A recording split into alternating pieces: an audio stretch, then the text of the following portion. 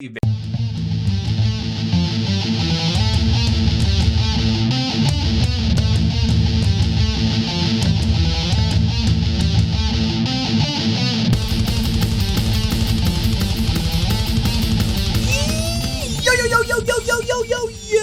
going on, everybody? How's it hanging? How's it happening? You guys know what it is. This is Kevin from the Chord Progression podcast for Tim City Rock for Rock and Metal Thrive. Happy Thursday, everybody. It is the 18th of March, and man, I got a great one for today. So thanks to the Donald Media Group, we got in contact with a band called Suicide for a King, playing this melodic metalcore style out of Montreal, Quebec, Canada. And Jeremy, the lead singer, is on the show today. And, well, let me give you a quick rundown of the show because this is interesting. There is Yes, we talk all about Spongebob. We also go through all this great metalcore stuff, but then also we talk about live shows returning, and we also dive in deep to how bands are going to have to adapt, potentially playing at much smaller venues due to the amount of demand that these bands are going to have to be playing on limited stage time. And we just go through all this stuff and just the theory behind different live shows and how to make sure that Suicide for a King stands out when live shows return, hopefully later in 2021. Are you guys ready? Because this one is full of just greatness, goodness, and overall badassery. Are you ready? So let's go!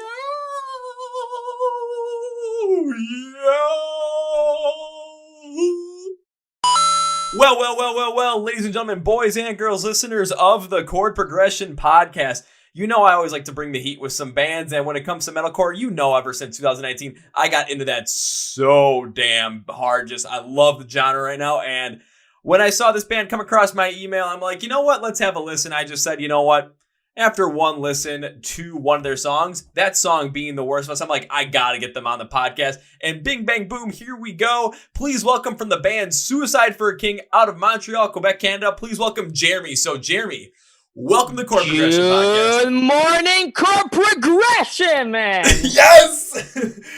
Oh, man, that might be the best, intro that someone has also come in with as well. Usually I just get the, hey, man, how's it going? Thanks for having us. But no.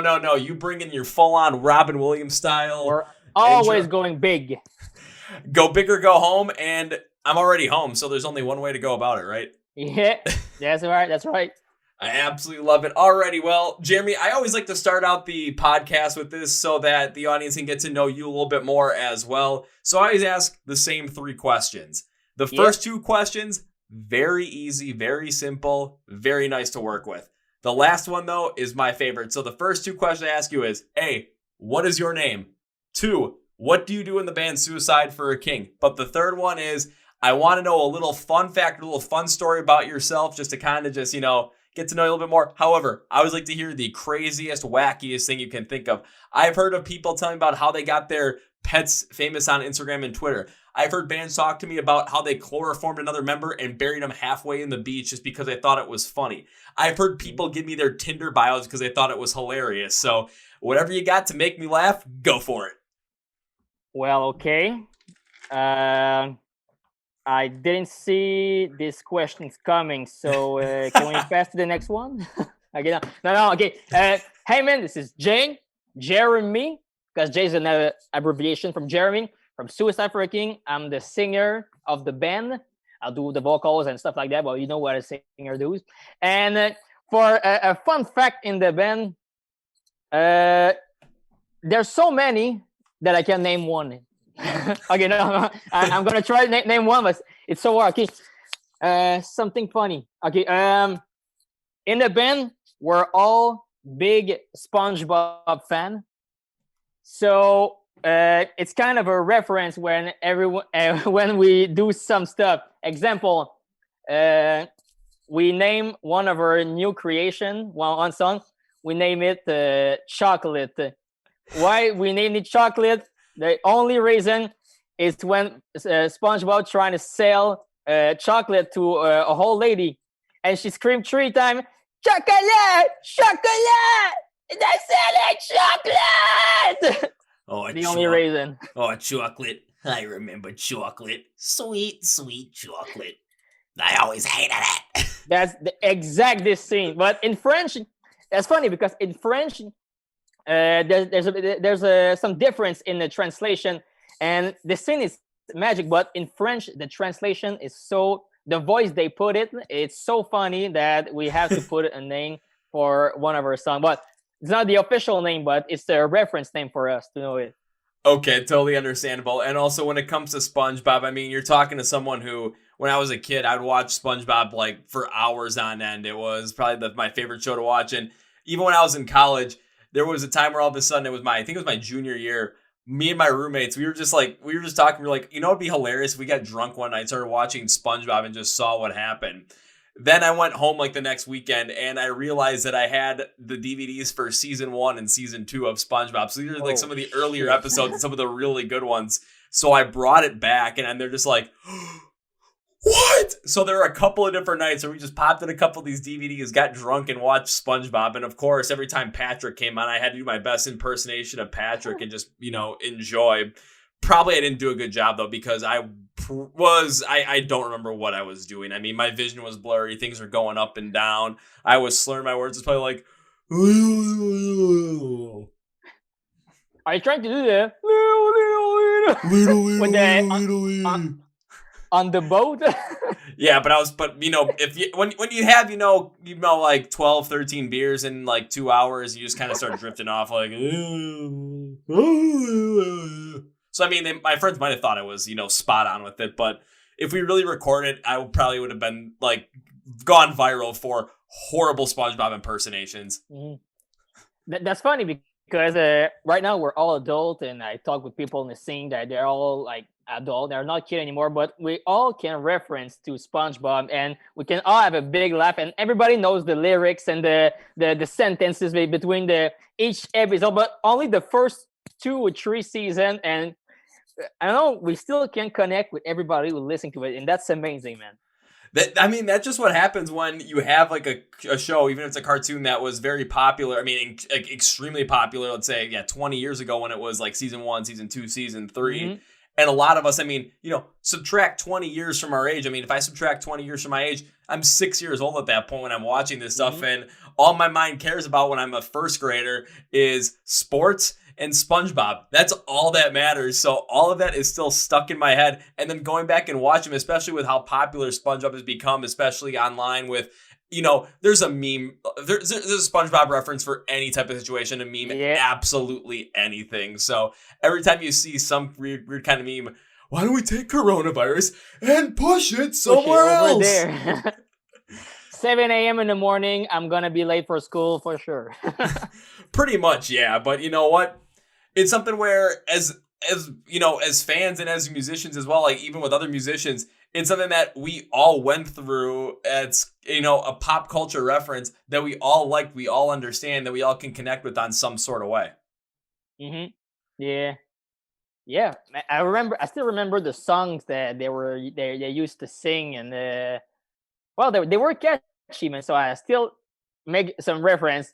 The song with the Texas I wanna go back with the old voice of Sandy, incredible, and the fun campfire song,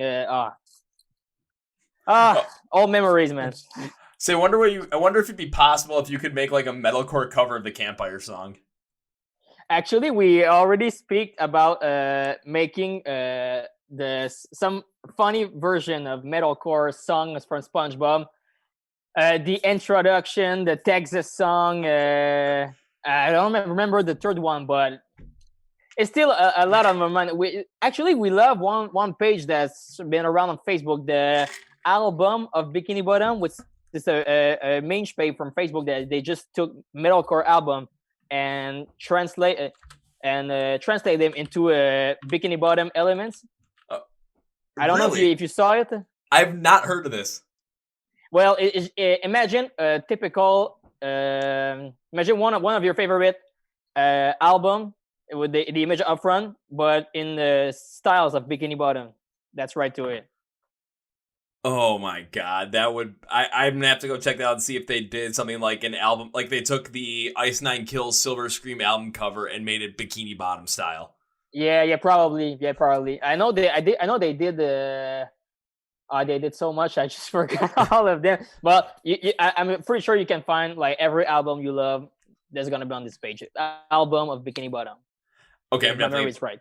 I'm gonna have to check this out now because because again, it's SpongeBob. It's something that we all absolutely love every step of the way. We see memes with SpongeBob literally like 3 or 4 times a day. Even if you're on Facebook, Twitter, Instagram, iFunny, whatever the hell you're on, I see them all the time.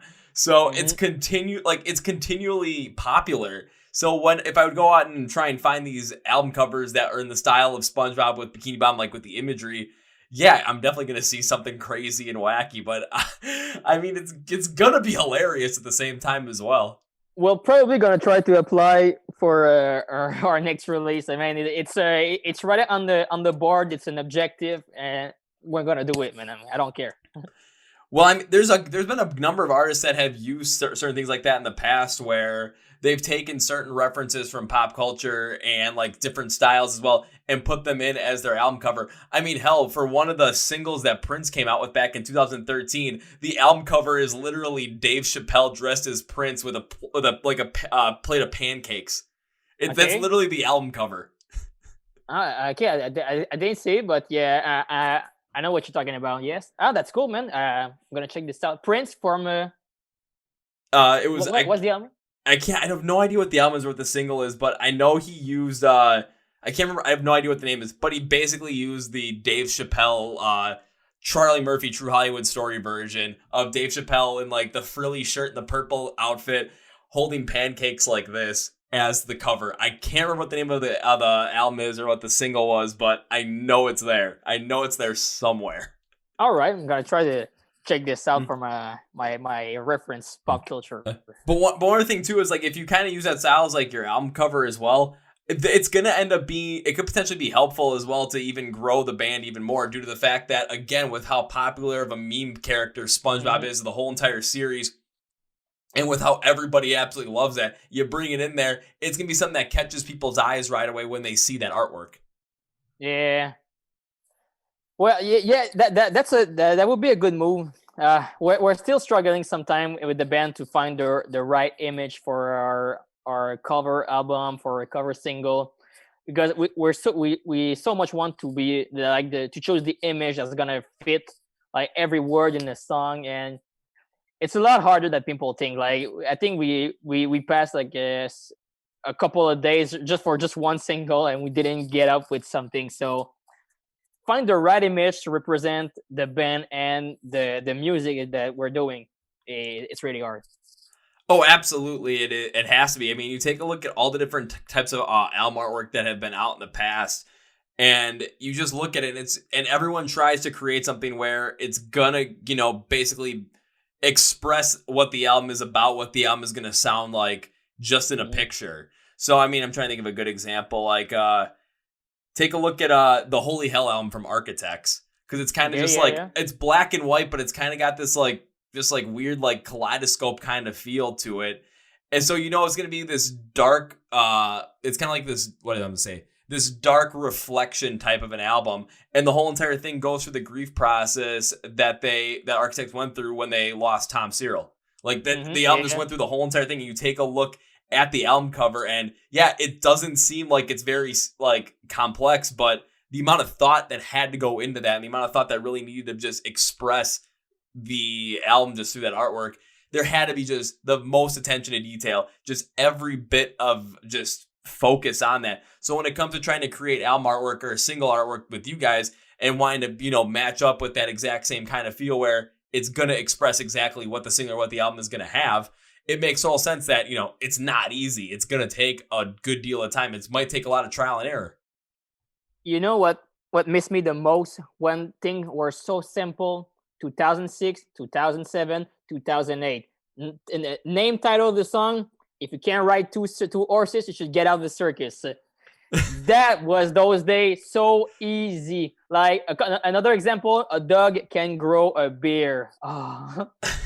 Guys, they passed I think 5 minutes to create all the name of their song. The name song was always like this long. From an example, Devils Were Proud to name one of my favorite songs. Hey John was her name again. The song doesn't refer to any of the lyrics. Just that was the trend back then, and right now that I'm in the position that I have to find every name for every song that's gonna represent this. With the cover art, it's like, oh, those days were so easy. Oh God! I'm gonna pull up I'm gonna pull up a couple right now because I know I know one was from a band Modern Day Escape. One of their songs was "Maybe Holding Hands" wasn't such a good idea. Just like I that one is remember the great. song. Or like look at some of the ones that like a Dana Remember came up with off of Homesick. Like "I'm Made of Wax, Larry, what are you made of?" Literally, they just took this line from the Night at the Museum movie. And the song has nothing to relate to it, but it just, that's the title. Or Mr. Highway's Thinking About the End. Like, what kind of song is, like, what kind of a name song is that? But, I mean, it just kind of works. Or, go back to Devil Wears Prada with HTML rules, dude. Yeah. What kind of a name is this? But it works out. I think I saw some online where it's like, can we go back to the time when, if I look at, like, my phone or my iPod when I'm listening to music, that the song title, it like has to scroll across for me to see the whole thing. Can we go back to those days? Yes. Yes, we have to come back to those simpler because you listen to the song, you don't have any idea what's gonna talk about. You have to listen to every word. You have to read the lyrics. You have to analyze. The word can spoil anything of the song. So I don't know. There's some attraction into it that I love when I see it. See, I'm kind of the same way with that as well because when I listen to music, when I'm doing these podcasts and I do album reviews and I go through all this stuff and I go into these songs and I really dive deep into them, it's something where if I see the title of the song, I kind of already have an idea of what the song might be about and where it is going. However, if I go back to something like, I'm made of wax, or what are you made of? Hell, I've got an idea of what potentially like the overall theme could be, but I got to look through the whole entire song. I got to look through all the lyrics and then figure out what maybe the message you're trying to portray. Then also listen to the instrumentals and how the vocals sound as well to really figure out this, like the story that's being told through that song, the experience that's being told through that song, without just looking at the title and be like, oh, I know what this is going to be about already. It's mysterious. It's funny. I think it's a key to the goal. It's a key to success, I think. It might be. That might be something, you guys could potentially bring back, do something like that, and then go back to those, again, back to like 2008, 2010 with the metalcore shirts with all like the weird like gooey monsters on there that made, again, I talk about it every day. No sense. My era, when I really began was in 2004-5, but since I began with this era, I just grew up with all the era from 2008, 9, 10. So, man, that was the good day where all the legends had just begun. Like, if you remember in 2010, man, I'm gonna pass the whole podcast naming you all the band that was just exploding right this way. Miss May I just had begun. Devils Are Prada released one of their best album with Roots Above and Branches Below. Suicide Season just came out. Attack were releasing. They're one of their best albums. So that was the day. We Came as Romans just released To Plant a Seed at that point. Yes, you know what's funny? And well, it's not funny because it's kind of sad, but when coronavirus hits in Canada and they shut down every shows, I think the 12th March and the 11th March, I was at the To Plant a Seed anniversary show. 10 years or 15. Well, the anniversary 10. show with Devils Wear Prada, Gideon, and Dayseeker. And I got no idea that it was the last show that's gonna happen in Canada because the next day they closed everything. You said you saw that show on, what was it? You said March or April or March 11th, right? Yes. I was supposed to see that exact same show literally a month later here in Milwaukee, where I was like, I mean, all the concerts I had tickets for in 2020 was absolutely insane. It was like, I had tickets to that To Plant a Seed 10-year anniversary show with Devil Wears Prada. I had tickets to In This Moment in Black Veil Brides. I had tickets to Volbeat. I had tickets to Against Me. I had tickets to Hollywood Undead, Bad Wolves from Ash 2, and Fire from the Gods. Hell, the one of the ones I was most excited for was As I Lay Dying, because I'm like, they're gonna play all of Shaped by Fire at this point. Yeah, this is gonna be freaking awesome. And they did come to Canada too. So one of my friends and myself, we were speaking about going to Boston to actually see them, because 8 years, I think, were separate them from that they were doing their sub project, Werewolf, I think. So war, yes, and 5 were, I think it's 5 years that they had to stop, and they came back with Shape of Fire. That honestly, I'm still listening to it at this day, because for a comeback album, it's pretty solid. And I was like, oh shit, I need to see this live. And I heard live they gave a really great performance. I only saw them once back then. I think I was 15 years old, with the Lamb of God, Children of Bottom, God Forbid, and Municipal Waste. I didn't know a lot about As I Lay Dying. I just knew a couple of songs from their first album. I think it's the first album with Elegy, A Frail Worlds of Collapse. And man, that was good, man. I was so hyped to see them again. So they never came back to Canada after their first album. So I'm really hoping that it's still on their list to come back here. Well, we'll see what happens as well with, hopefully at some point in this year in 2021, where live shows will be able to get back rolling and all these bands are going to want to go out and tour, especially because so many of them have new music that came out, so many new albums that came out, and some that came out even before the pandemic if they weren't able to fully tour on, so that we actually get to, see potentially all these crazy shows, potentially even some of these absolutely insane bills that you probably never expected to ever have happen.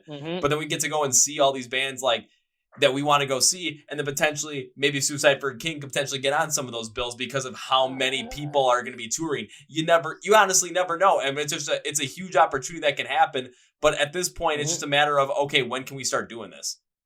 I'm going to say one thing, honestly, and it's just hypothetical, because I still got my tickets for last April for the tour with Killswitch Engage, August Burns Red, and the Light the Torch, Light Fire, the project with Ari Jones. Yeah, Light the Torch. Like the Torch, they were just a true line band. I don't know what's gonna happen with this show, because I didn't get a refund, so they just rescheduling.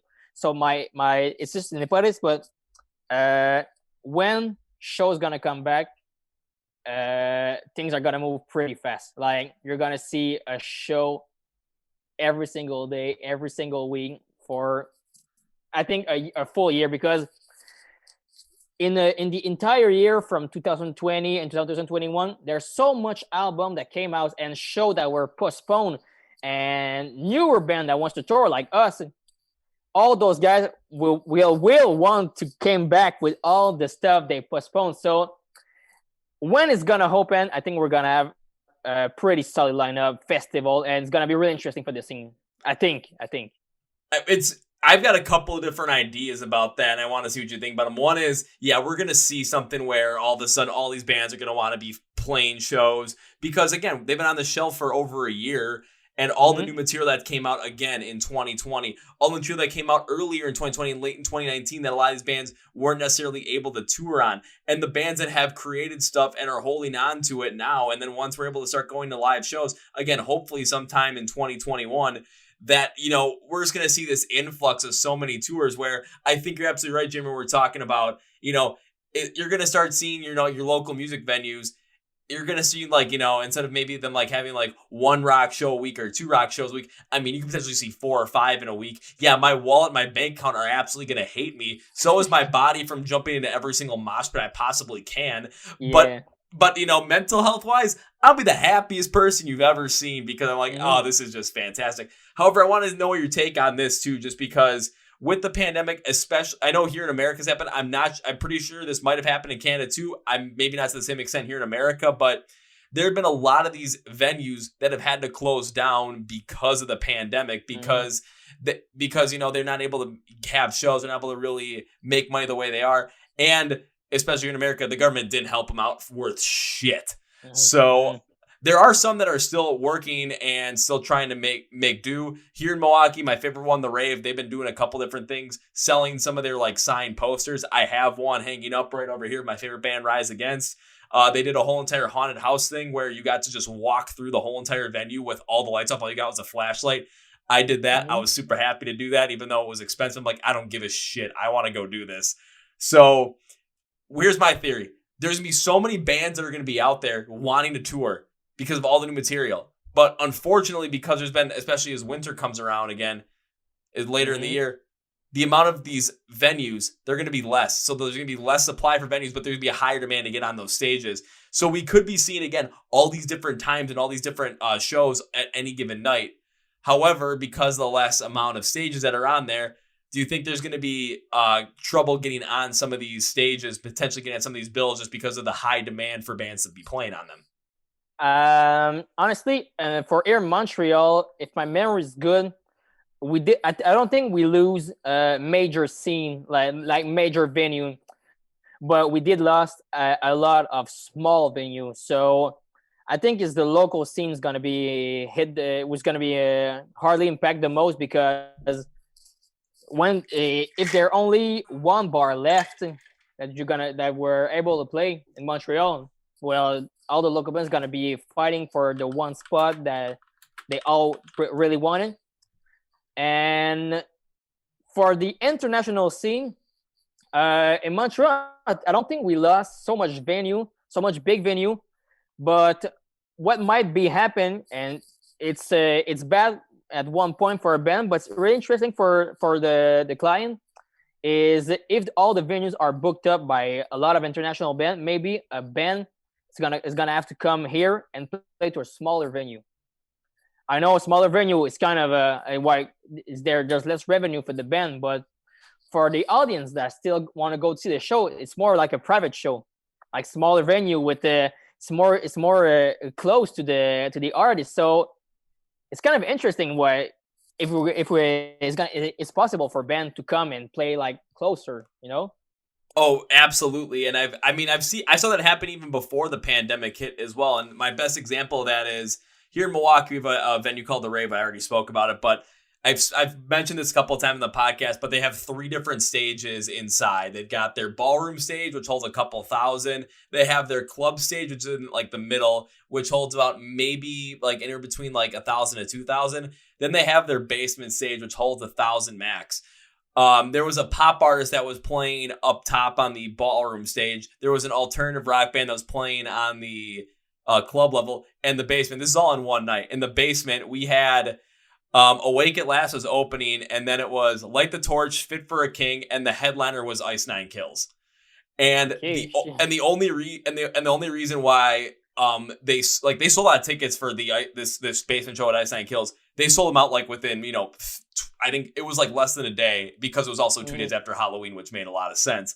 But they wanted to move them up to the other stage just because so many people wanted those tickets. But because, we've already had bands booked there, you can't really do that. So I can see where you're coming from there, where it's like there's going to be bands that are just going to be used to playing a lot bigger venues, a lot bigger stages that potentially might have to take some of these smaller stages just because it's either take these smaller stages or don't play at all. Mm-hmm. Yeah. I don't know why, but it's kind of it's made me think about something that I think. Well, I found this and I was like, oh, that's really, really, really cool for a band to do those things. On the road when they were on break, they did a secret show in Florida. I think they just announced the show. I think it's the same day they announced the show. Hey, secret show on the road tonight, Florida, 7 p.m. A whole mass of people just saw the news and they were running to a bar, smaller venue that what they're used to play. Man, I saw a video from the show and it looks amazing. Like last minute, but maybe not for them because they had to book the venue. But you're just at home in Florida, you're on your phone and you just saw like what we're gonna do tonight, Saturday. Oh, on the road is doing a show. I mean. To a smaller venue, I mean, it's so cool.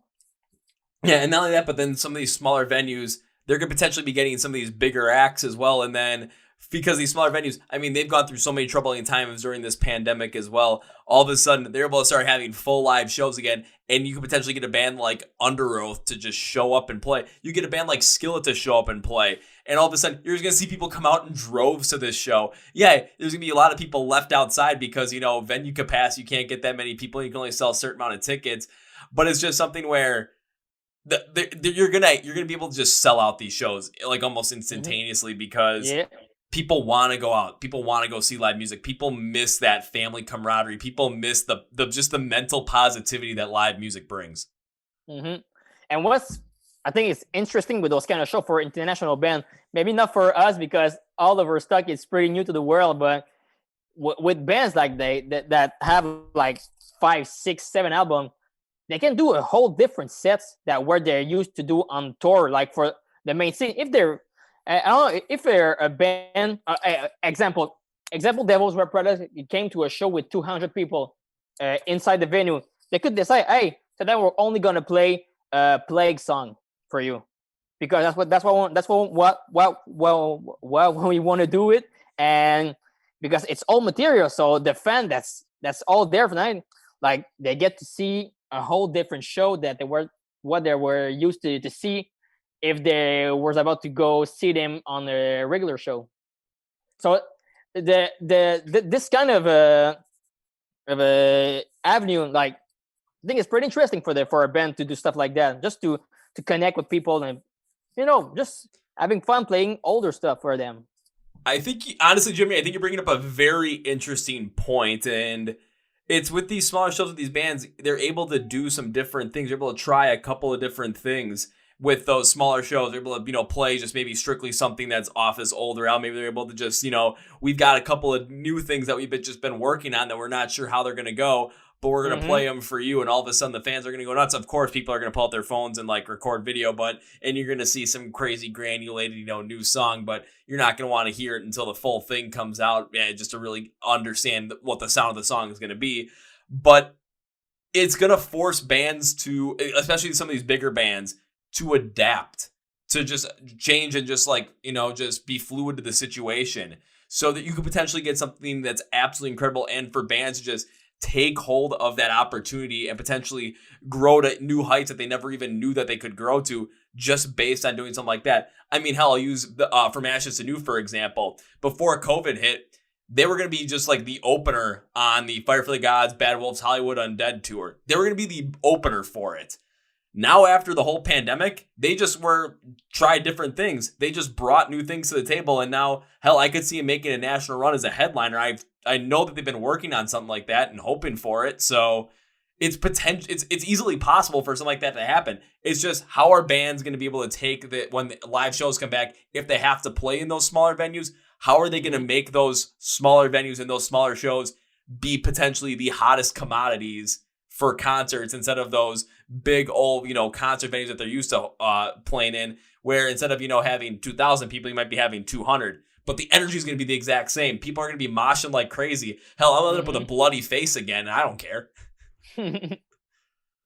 Yeah, honestly, I think we're just going to see it when the border's going to open, when the show, how the market's gonna react about all this, how the band's going to manage things, because this thing took a pretty hard hits, and bands and all the artists had to readapt, reinvent themselves. So I really look forward to see what's gonna happen when the border is gonna come up, when everything's gonna come back to normal, if I can say it that way. Oh yeah, you can say it that way. But here's another question though for you, because we're talking about all these bigger bands potentially doing this.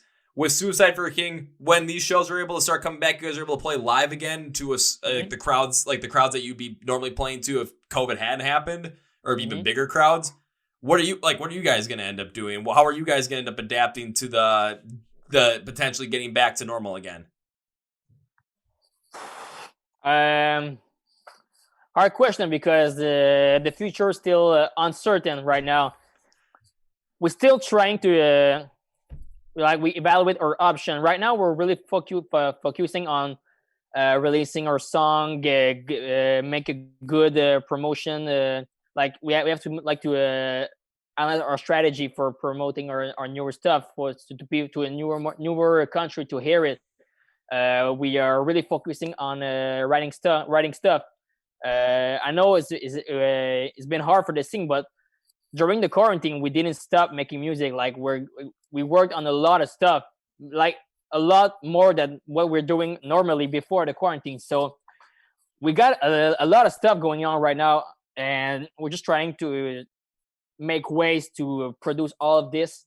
And I know we did think about the stream concert things. We're still thinking about it. We didn't arrange all stuff right now, but we're still considering. But right now, we're really focusing on releasing our newer song and finishing up writing the newer stuff. Newer stuff. Oh my That's lord! another level from new. Like it's double new. It's double new. I mean, that's a new squared at this point. Yeah. But one thing you did say, though, was like just making sure that you are expanding your reach to not only the audience within Canada, but also outside of Canada as well, especially where metalcore music is definitely going to have a little bit more of a hold. So places like here where I'm in the US, places in Europe like England, Germany, some places in Central Europe like Austria, Slovakia, I know they're big into it. I know Australia, Australia is weird with metalcore from what I've heard with them and talked to people about it, where it's when it comes to the metalcore scene in Australia, they have a hard time getting into like some of the newer bands, even like the bands that come from Australia. But once they get established, like especially over in Europe or over in the US, then all of a sudden like they latch onto them. Pretty much what happened with Polaris at this point. So it's just all focusing on, okay, you guys, you make a set metalcore kind of sound. What's this sound and what places are the biggest into this sound? And knowing that, then you can kind of market your music and just push it in certain places, use different promotional tools. Like if you're promoting on social media, like Facebook, Instagram, Twitter, use their demographics. So it's like, okay, well, what location I'll put it? Here are the countries, boom, boom, boom, boom, boom, boom, boom. And then you never know, all of a sudden you're going to start taking a look at the hits that you're getting. All of a sudden you never know, you might be getting only a couple hits in Canada, but all of a sudden over in Germany, you're getting thousands upon thousands of hits every single day. And it's just, maybe the post that you made just really resonates well with the German audience and they're checking out your music that way. Hey, that's no problem. You're expanding your reach in a completely different country across a whole entire ocean. And then you never know how that's going to end up expanding. You just got to keep pushing it out there and just keep getting people to listen to it. Well, right now we're doing pretty great in Finland. In Finland? Yeah. Yes. I actually, one of our best city, and I want to give a shout out to those people for the fan of the series of La Casa de Papel. One of our best cities right now is Helsinki. Well, Helsinki. The guy with the beard in Casa de Papel, they have to take a name. So Helsinki right now is one of our best cities that our music is played. So I want to give a big shout out to the people of Helsinki and Finland and say thanks to them. Honestly, I love Finland, man. Since I was a kid, I always been a big fan of Finland. They have a so strong folk metal scene. Because I know I'm doing metalcore, but I grew up in the scene listening to every metal genre, and at this day, I'm still a huge fan of folk metal. I know from a metalcore guy, it's still it's not the same thing, but man, they just came up with so much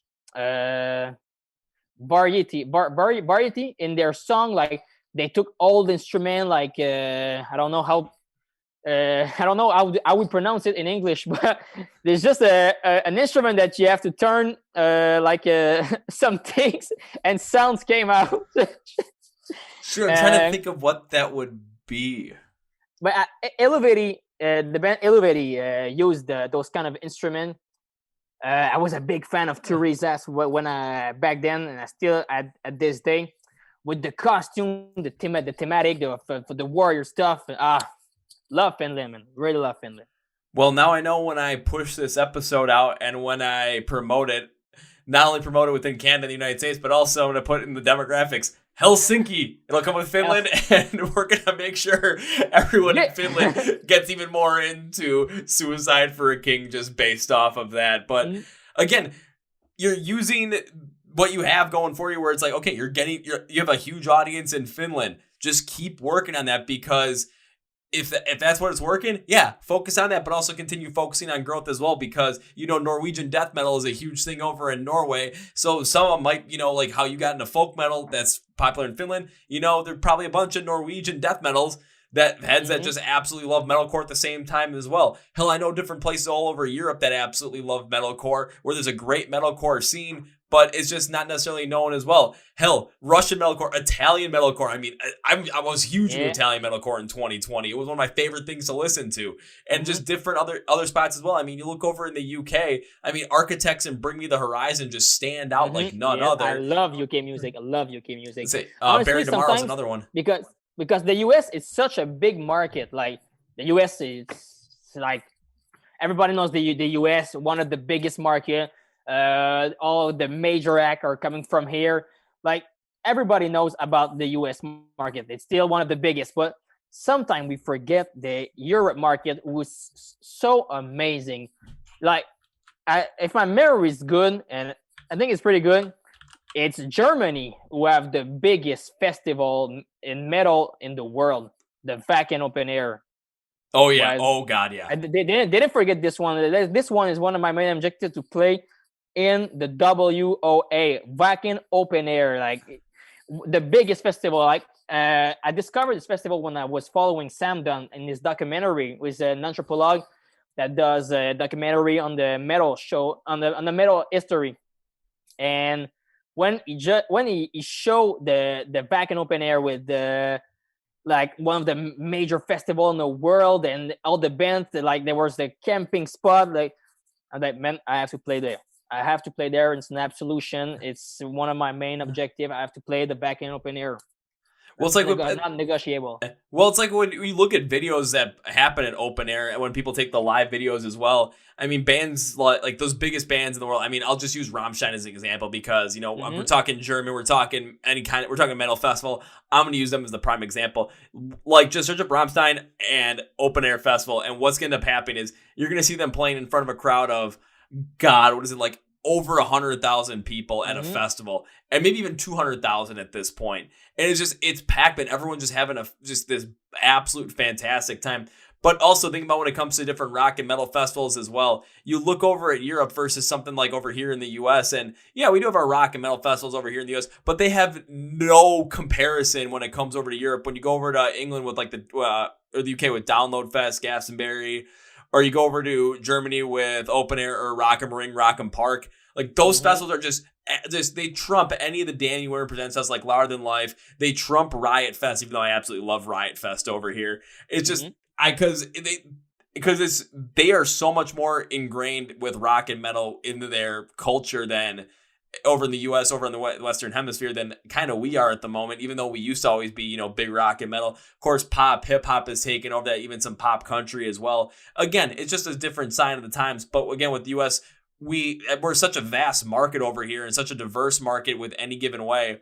I mean, again, like, I've seen shows where the rock and metal artists are bringing in more people, and they're bringing in these more dynamic shows, these venues, than some of these pop artists that are playing on bigger stages are. Hell, like that Ice Nine Kills one I talked about.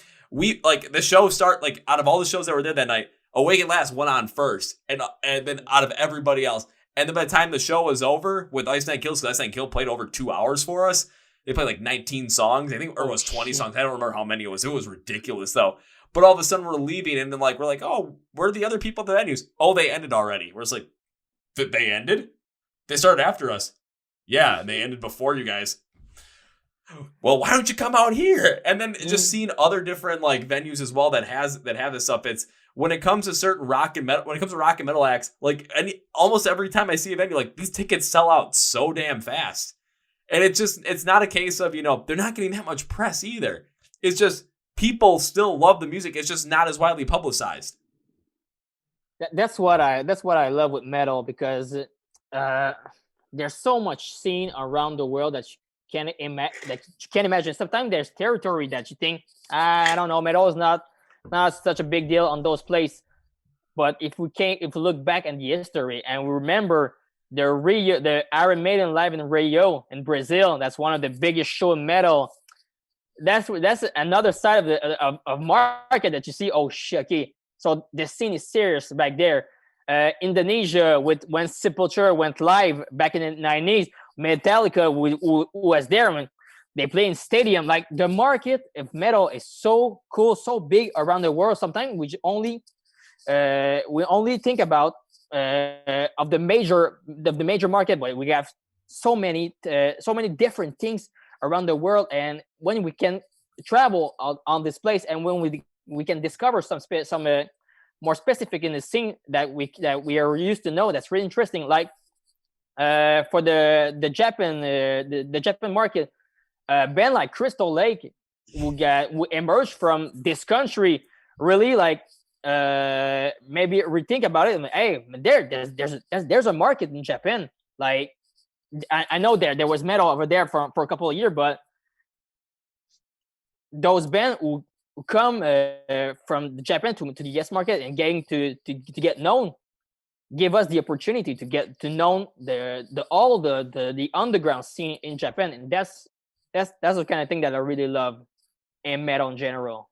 Oh, I have to absolutely agree with you on that one. I was going to use Japan as another example. I was going to bring up bands like Crystal Lake and Cold Rain just as an example, where it's like all of a sudden, because I found out about these bands, I'm like, holy shit, Japanese metalcore goes hard as shit. I'm absolutely into this, and seeing the growth of Crystal Lake as well. But then also there was a on the Posthumous Survival Horror EP with Bring Me the Horizon, when they did Kingslayer with Baby Metal, like I watched a little like YouTube video they put on there as like a little background on the song. It was back in 2019, like Bring Me the Horizon went over to Japan to play shows with Baby Metal. Now in any other place, you'd expect Bring Me the Horizon to be headlining that show. They're like, no, everyone was there to see Baby Metal. We were just lucky to be able to get exposed to the Japanese audience. I'm just thinking, okay, if the Japanese market is super duper into Baby Metal, and they love the metal sound, like I've seen the live videos that they have, and the people are just going absolutely bonkers during their live shows. I'm thinking a couple of things. First thing is, I want to be at one of those freaking live shows. I want to be one of those guys in the pit going absolutely bonkers, having a great time. Two, if they love that so much, and all of a sudden you're starting to see bands like Crystal Lake and Cold Rain really pop up over in Japan, what other bands are going to be there that are really starting to come up that we don't even know about? Also, with the fact that these bands are popping up there and we're starting to know them over here, what do they know of metalcore from the United States, from Canada, from Europe, from Australia, from all over the world? What do they know? What don't they know? And that's a market that you can easily get into just because it might be wide open. You don't know what's there, but you know that they like that sound, so go for it. Honestly, that's why I like so much about festival. Festival gives the opportunity of two different markets. For example, festival like the Wacken Open Air, it gives the opportunity for every band in the world to get exposure in Germany, and for the Germany to get exposure with the other market that's come from the rest of the world. So they can make connection with US band, Japan band, and when they get together, they can organize tour to travel every country that they get friends with people. So festival, I think it's one of them. I think it's a really good thing for the scene to get mixed together and just get to know each other. It's really good. Really love festivals. It's a great thing for the scene. Well, now that brings up another great question just popped into my head. And I know with festivals right now in 2021, I've seen a good amount that have been pushed back. I've seen some that have been canceled. I think like the most, like the one that's coming up, the closest that I know that might still be happening is most upcoming is Rockfest here in Wisconsin. That's not until July, because I'm seeing different ones for June, April, May already pushed back. Some already canceled. So, I mean, not only 2021, but also beyond as well with Suicide for a King. Are you guys potentially working on getting some of these festival lineups as well so that you have the chance to be able to meet some of these bands, be able to connect with them, be able to, form those friendships, and then potentially be able to go on some of these, maybe United States-wide tours, some of these European runs as well as an opening act? Mm-hmm. Well, it's definitely something that we're working on right now. We're really trying to get to be known in the market, to be known in the US, have a good reputation, so bookers could when we send our material to for the festival booker, they can consider it to be like a serious asset to their festival. So of course it's opportunity that we're trying to work on. Like it's still really uncertain right now because even if we get booked like with the border stuff, I didn't know what's gonna happen right now. I know festival in Canada haven't been planned yet, so it really is gonna depend on the border stuff and when show is gonna be like come back for real again. Okay, that makes a lot of sense then, because you want to make sure that if you're going to be able to play some of these festivals, that you're able to not only get some of these festivals and get there safely and without any sort of problems, but then also return home at the exact same time as well. Yes.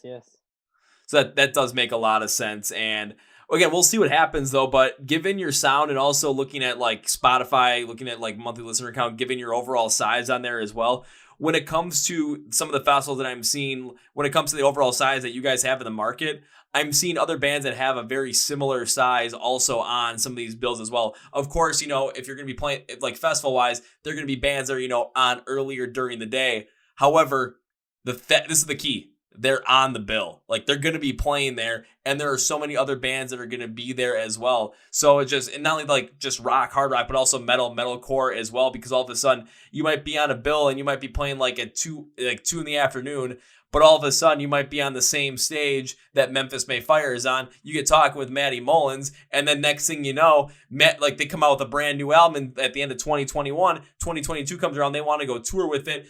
Matty ended up loving hanging out with you guys so much. All of a sudden, boom, you're on a nationwide run here in the U.S. with Memphis May Fire. You never know. Something like that may happen. But it just is. But what I'm saying is, when it comes to bands like having the size to be on some of those those earlier spots on these festivals, looking at your size, hearing your sound, you definitely have the ability to make that happen.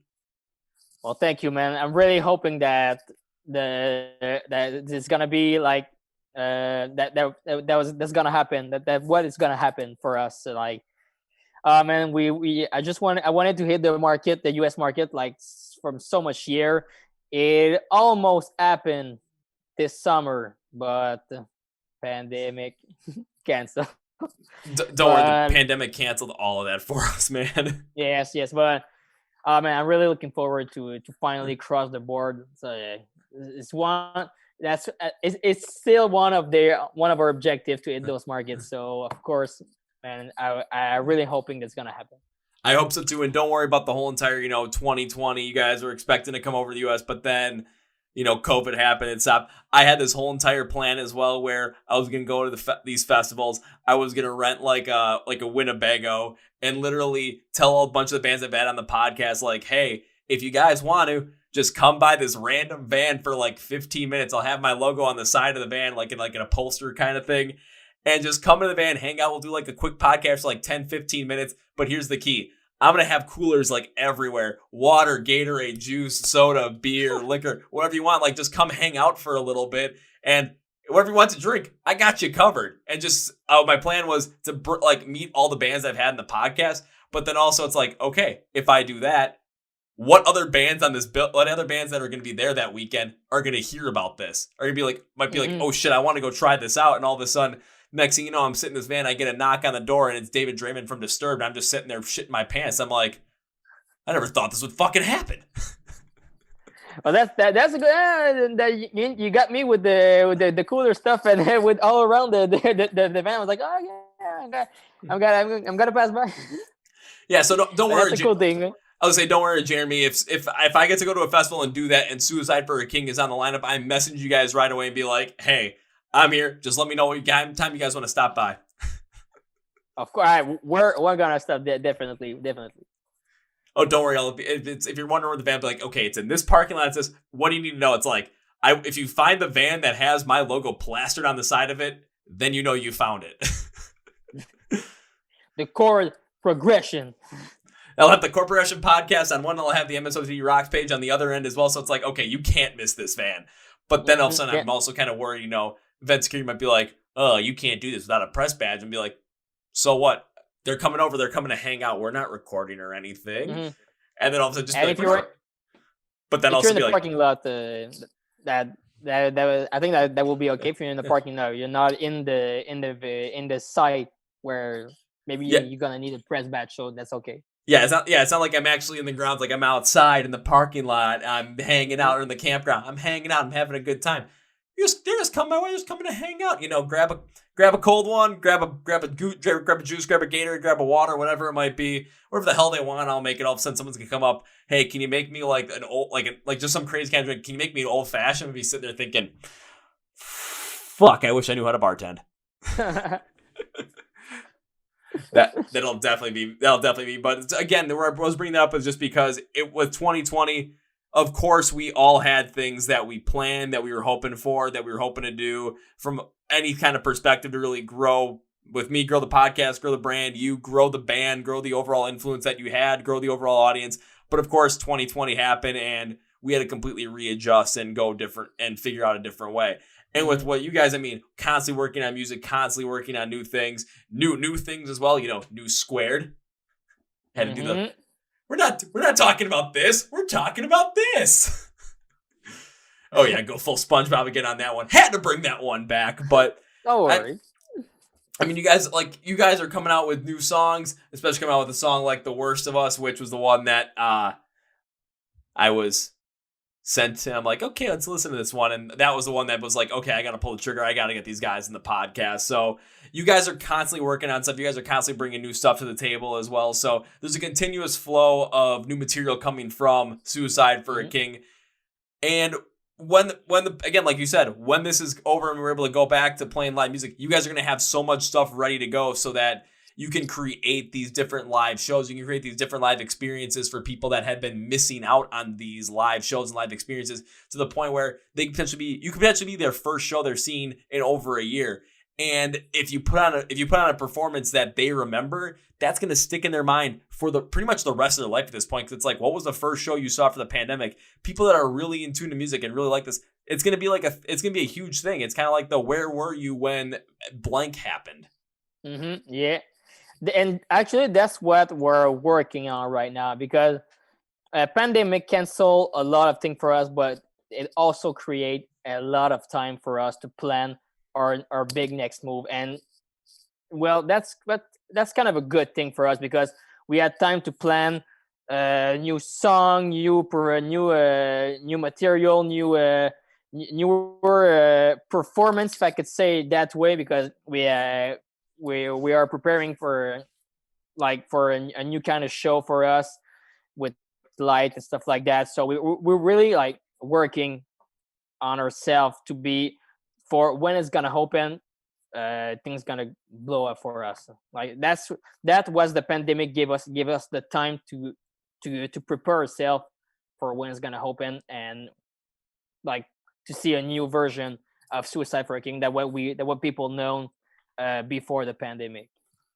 And when it comes to, like, again, really reworking those live shows ideas as well, and just really focusing in on what you guys are going to do when the pandemic ends, that's something that I've been kind of hearing other bands talk about as well. And one of the biggest things I've heard was, and this is the thing that stuck in my mind with the previous podcast I had, we were talking about when it comes to live shows, especially when these live shows come back, people are going to remember the experiences, and people are going to remember the moments of connection that you've had with these bands. So it's like the cool things that happen in there that not every band's going to do. Like we talked about how before the pandemic, a band like Hailstorm, all of a sudden, they're going to wheel out a grand piano and Lizzie Hale is going to play it, and the rest of the band's going to go have a break. But that's a moment. It's more of an intimate moment for the crowd to have, and the overall flow of the show, it might also work as well. I saw that in 2019 with Rise Against at Riot Fest, because it was hot, humid, and I was in the mosh pit, and I was like about to pass out, and all of a sudden, they cut it off. It's like, what the hell's going on? And they played 2 acoustic songs, and everyone's so damn happy because we finally get a little bit of a break before the last 3 songs. We just go ape shit crazy. But like, just talking about like remembering those specific moments and those specific things where it seemed like everything with the live show just came together at that moment. When you go back and think about live shows, you remember those moments. So when it comes to creating a new live show, a new lifestyle for Suicide for a King, figuring out, what are those times and what are those moments that we can create for people to remember, so that when they go home at the end of the day and they wake up in the morning, the first thing on their mind is the show, and the first thing on their mind from the show is what we did and how we made those people feel. Because then all of a sudden they're going to go on Spotify, they're going on Apple Music, they're going to start listening, streaming your stuff, even downloading your stuff, buying your merch, telling their friends, posting on Facebook, be like, holy shit, you got to check this out, or putting even like the concert videos on Instagram. People are going to be wondering, wait, what band is this? And they're going to tell them it's Suicide for a King, go check them out. And all of a sudden, those remembrance and those live performances is going to end up getting people to spread your band via word of mouth. Well, yeah, you talk about really good points, and I'm really considering about some stuff that you said, especially with the live performance.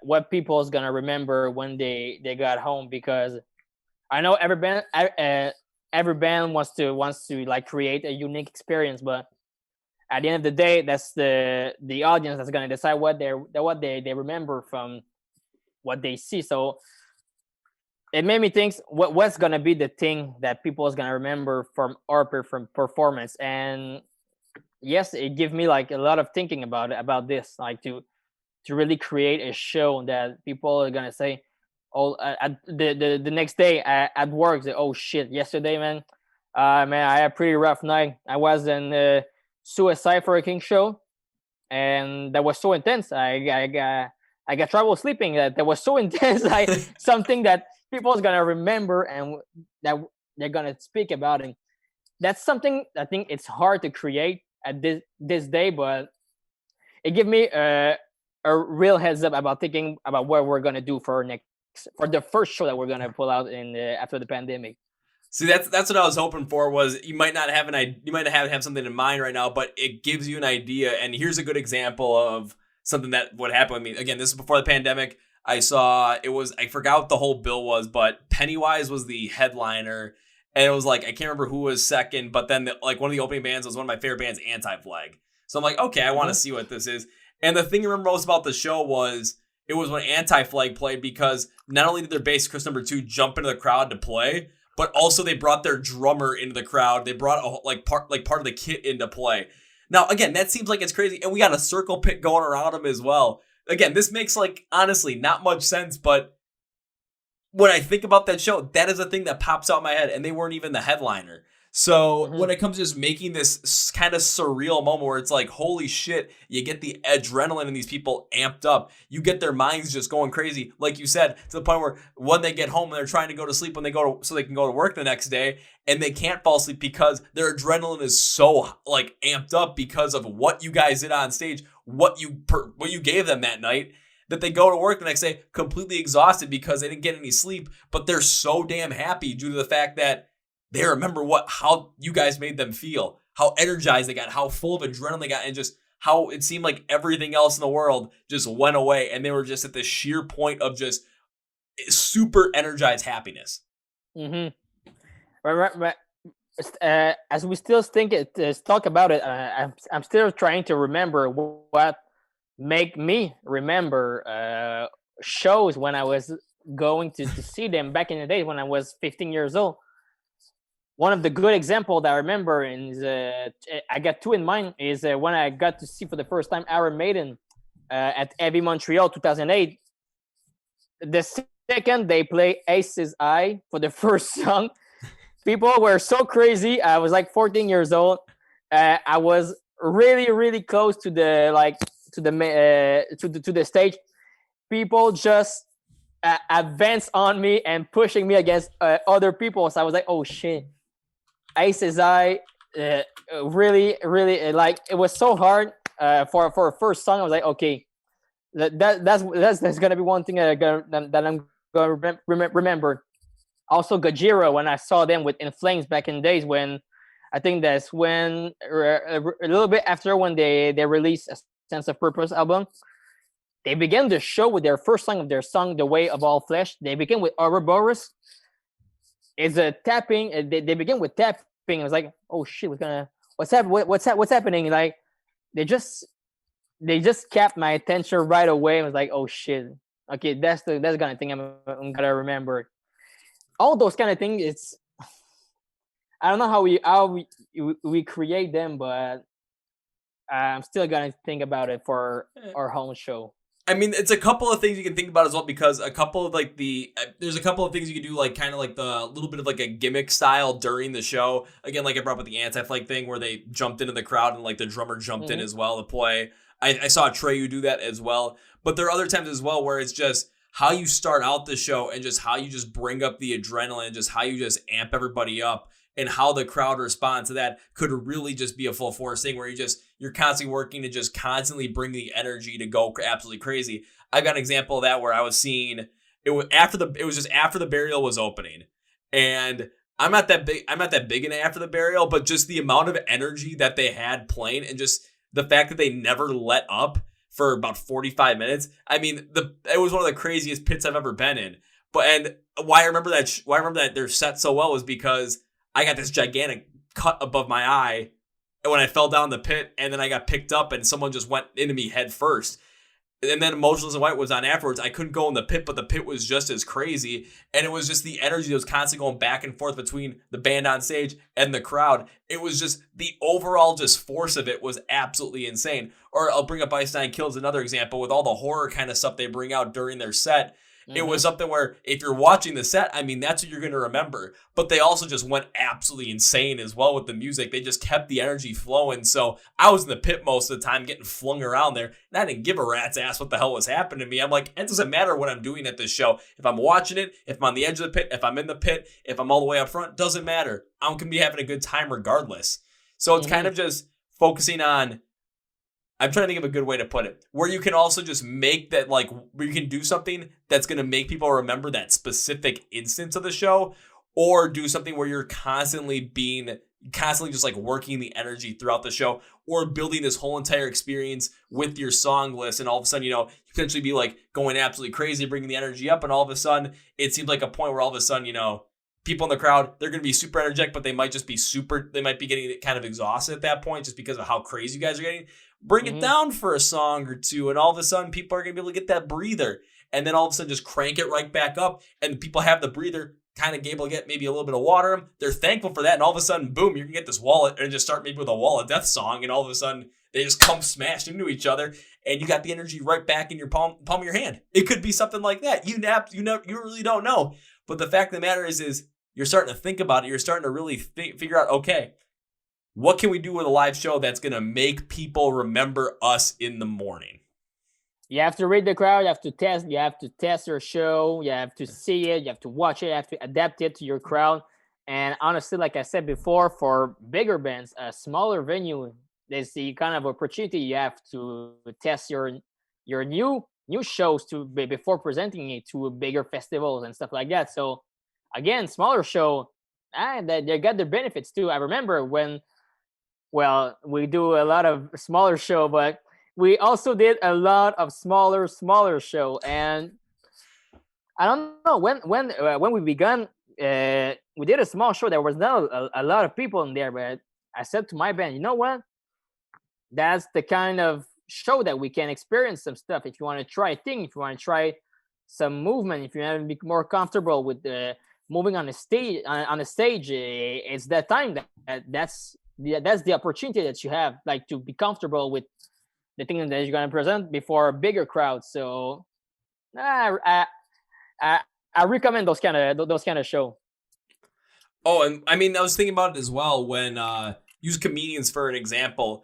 I mean, they're not always playing like the shows that they have, like with their special, playing the large theaters, like Bill Burr, Dave Chappelle. They're not playing the large theaters all the time. Sometimes they're playing like these very small rooms, and that's when they're just trying out all their new jokes, all their new stuff. They're whatever they're going to include in their show, they're testing out at that given point. So those smaller shows, when they come back, that's going to be your time to test out a certain couple of things. Maybe try and do something a little bit more in a minimalistic sense. Maybe try and just see how you can make your show even better as a bigger band without some of those crazy gimmicks. And as a band that's the size of Suicide for a King, again, that could be a perfect opportunity for you to add to your repertoire when it comes to reading the room and also improvising on stage as well, in order to see this is how the crowd is reacting to this, how the crowd is reacting to that. If the crowd's reacting to this in this way, then let's see if I can amp it up and really make this go even higher. Or if it's somewhere the crowd necessarily isn't responding, you could pull something completely out of your ass out of nowhere, and all of a sudden the crowd goes from maybe not being fully into the show, and all of a sudden that's something they remember throughout the whole entire night and the next morning,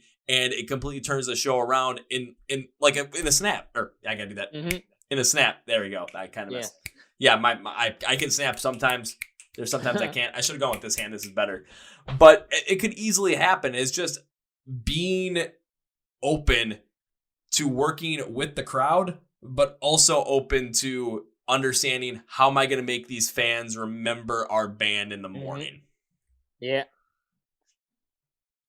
You got experience, man. You gotta watch yourself and readapt. Like I said, there's a whole thing. There's a lot of things to do except the music in this market. It's fun to do, but there's still a lot of work beside the music. Oh, there's so much work besides just going out there making the music. I mean, there's so much work when it comes to marketing the music, making sure the music is perfected, making sure getting people to listen to it, getting people to come out to the shows, making those live shows and create those performances that people are going to remember in the morning, consistently doing this on a night-to-night basis if you're on a long run. The logistics behind going from one place to another, potentially having to sleep in a van for like 40, 50 days. There's so much more behind it than just making the music that, I mean, I probably didn't even include I probably only included like a tenth of what actually happens. There's probably so much more of it behind it that I didn't even mention at that point. The stress between each release. Yeah, it's like, how are people going to take this? How are people going to like this? Are they should we have gone with this style in this song? Should we go with that one? No, when it comes to music, write the music, flow with it naturally, and just if people don't like that song, okay, whatever. I mean, there's a lot of times where all of a sudden bands have made songs where all of a sudden I listen to them, like seeing some of my favorite bands list songs, I'm like, what the hell were you guys thinking? Does it make me change my overall viewpoint of the band? If they kept going on and on like that, I'd be like, okay, maybe not the biggest fan of this band anymore, but do I still like all the stuff that I liked about the band beforehand? Absolutely. That ain't gonna change. Yeah, of course. Because I'm trying to think of a good example like that. Like 30 Seconds to Mars. I like their self-titled album. I love The Beautiful Lie. I love This Is War. Their last two albums, I really don't like at all. Do I still like the band? Yeah, I've seen them live a couple of times. So like I still like the band, but there's certain things I don't like about them. However, when I think about the band overall, I'm like, I still have a positive like mindset relationship with that band. So when it comes to like worrying about between each release, yeah, some releases are going to be a lot better than others. No release is going to be the exact same as the one before or the one after it.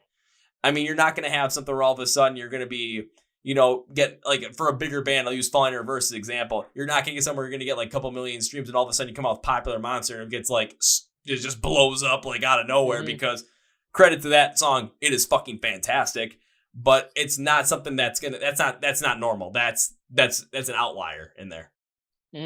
But it did build like a pretty good fan base. He did a lot of work on this song. He touched a lot of music interest in that, specifically in that song. He touched the metal scene, the punk scene, the pop scene, the rap scene. So he really took interest in a lot of viewers in those specific songs. So it's good work it's really good work, and that's funny because he only released like he said in one of his main posts. Rennie Radke said, I released 2 songs in 2019 and 2 songs in 2020, something like that, and I double my number. I'm never gonna be pressed by delay, quality over quantity. Yeah, it worked. Honestly, it was amazing what he did with those with just 2 songs. Like he really exploded his market. It's amazing, man, how he can transform his song, because I follow his work since The Dragon Maze Yuba from Escape the Fate 2, but he still managed to give something more at each album. Some band switch completely styles between album. the best example that I could give you is Bring Me the Horizon. Oh yeah, oh yeah. We never give you an album identical that before. Example, the best example for myself is right for Country Blessing, Suicide Season, Straight Change Up. There is a L the long is so the name of the album is so long, but there is a L. After that, Sempiternal, and that's the Spirit. They're always evolving. Ronnie Radke did the same thing, but in a more less drastic change that what Bring Me the Horizon does. But man, it still evolves with the scene. He gives new proposition. He innovate with this song. He did a great job, and nothing to say against him. Yeah, kind of like bringing this a little bit more to a wrap, a little more close. One thing I would say is like when it comes to whole like with Ronnie Radke with what he did, like for Suicide for a King. Here's what I'll say about this: when it comes to Ronnie Radke, like you don't want to just like you want to use your style, but watch what he does in terms of just like creating music, what he does to put it out there, just kind of the way that he goes about certain things when it comes to release music, how he promotes it, because he always like ever since Escape the Fate. He always seems to be ahead of the curve on something. So if you kind of just like pay attention to it, it seems like all of a sudden you can kind of maybe pick off certain things that he's doing, kind of be able to put them into how Suicide for a King is going to release a certain song, or how you guys are going to do or put out something in terms like some sort of press, do something online, whatever it might be, because it seems like that guy is just ahead of the curve on something on every single aspect. And it's not copying him. It's kind of deconstructing how he does it, and then figuring out that process, and then being able to use that process in order to help grow Suicide for a King. Each artist has his own way to promote themselves. I mean, for Ronnie Radke, he has a strong personality, a great image. What he does, it works. It works really, really good for him. Like he saw what people loves about him, and he used it well. So. Every band have his propositions to how they want to show their image to the markets, and Ronnie Radke does a pretty good job. He put himself in good values. He's a character also. He like the Ronnie Radke character, like he construct the whole image between that, and it's working. It's really, really fantastic. He's original. He does a really good job to promote himself. I can assure you that. Yeah, I'm not saying like just do exactly what I'm saying about kind of like deconstructing that process, figuring out like the base of how things work. And like you're talking about, he's got a strong personality. He's got kind of an addictive personality when it comes to just watching some of the stuff he does. And it's just like he uses that, and he uses that to his advantage. So when it comes to that, it's kind of like what's at the base of that? It's using your personality and figuring out how to maximize on that personality to promote your band. So when it comes to Suicide for a King, it's how are you going to promote on how are you going to maximize on all the personalities of the band members in order to promote the band. The Spongebob thing absolutely works out for this. That's funny because right now, I'm studying in business school, so that's why I know some of the market stuff and the image and stuff like that. And right now for my homework, I have to create our business model for a band, because business music is business. So we have to create our model, and we have to create the image, and we have to emphasize it, like what we are. We have to show people what are we capable of. So that's funny because that all the stuff that we're speaking of right now is what I'm doing for my homework. So that's good. That's good. And like the reason I'm smiling through all this is just because the fact that when I was in college, I didn't go to business school, but I was an econ major. I had a business management minor. Mm-hmm. So I went through all of this stuff as well. And I think about all this stuff at the same time too. So this is just like, it's just awesome hearing that, like, you're doing this exact same thing, mm-hmm. and you're like working through this in school as well. Just, it just, I'm just like kind of blown away at this point.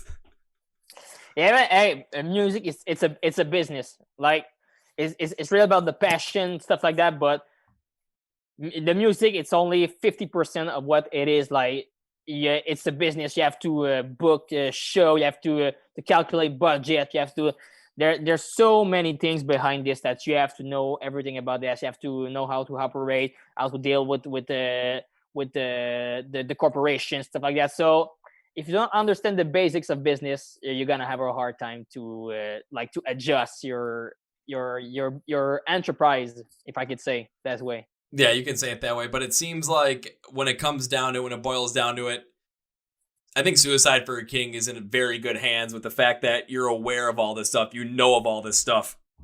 And really when it comes down to it, having that thought process, especially during this time of COVID lockdown, no live shows and anything, the focus that you have on that and understanding all this stuff is going to pay off so much for Suicide for a King in the long run that, I mean, give it a couple of years, all of a sudden I'm going to be going to see a show here at the Rave in the ballroom, a couple thousand people, and Suicide for a King is going to be the headliner. And you're going to see me, potentially get hurt in a mosh pit. And all of a sudden you're going to be looking down and be like, just thinking all of a sudden, oh shit, did Kevin get hurt? Yeah, he got hurt. Is he okay? Well, he's getting up. He doesn't need any help or something. Okay, he might be bleeding, but he's having a good time. He's fine. We're good. I'll throw you a bottle of water to to heal up your wounds. Unless I have a giant cut on my face again, and then you hit me with a bottle of water, like right in my face, right in the cut, and it gets worse. Don't worry, I'll still laugh it off. It'll be fine. Yeah, I'm gonna be cautious about this. Don't worry, you'll be fine. And even on that note, I mean, because as we're coming to the close of the podcast, I want to make sure you get to your next thing as well that you have to do after shooting this one. So, before I do my whole entire spiel to close this out, I would like to give the guest a chance to say anything they want at the end, plug anything they want, kind of like now's the time. So, Jeremy, the floor is yours. Oh my God. Okay. Hey, this is Suicide for a King. And you were listening to my... no, that's the worst thing. I'll do it again. Okay. Hey, this is Suicide for a King. You were listening to us. And now I just screwed up again. Okay, listen to it. That was Jay from Suicide for a King. You were listening to the Chord Progression podcast. Okay. All right, this is Jay from Suicide for a King, and you were listening to Chord Progression. There's a lot of stuff going on with us in a newer couple of months. Oh my God, I suck at. I mean, trust me. If you want me to do a full entire outro plug for you guys, I can do something. No worry. This one I'm gonna go. I'm gonna do it right. So I'm Jay from Suicide for a King. You were listening to us at the Chord Progression podcast. If you want to subscribe to our channel, you can do it. We got a lot of stuff going on. I don't want to spoil. Listen to me. I don't want to spoil for newer content, but we might have some stuff that's coming really, really soon. Not supposed to talk about it right now, but there's some stuff coming out really, really soon. So if you don't want to miss this thing out, you have to click the bottom. The bottom. Yes, you have to click the bottom, the one that does click, and you're gonna be subscribed, and you're gonna be aware when this new baby is gonna come out. Awesome. Okay, now time for me to close this one out. So when it comes to Suicide for a King, when it comes to the new stuff, the new square stuff, and find out all about them now, keeping on tabs of them, I know you guys want to be able to find them as easy as possible. I got you covered. So go to the description of this podcast, YouTube, Spotify, Podcast, Google Play, iHeart Radio. You're going to find all their social media links there. You're going to find their YouTube link, their website, their merch, where you can stream their music. I'm going to have all the links there for you, along with mine as well, so that you can find both myself and Suicide for King as easy as possible. I'm going to make it a one-stop shop. Again, you guys, this is convenience right there for you, because you want to be in the know when the new stuff from Suicide for a King comes out.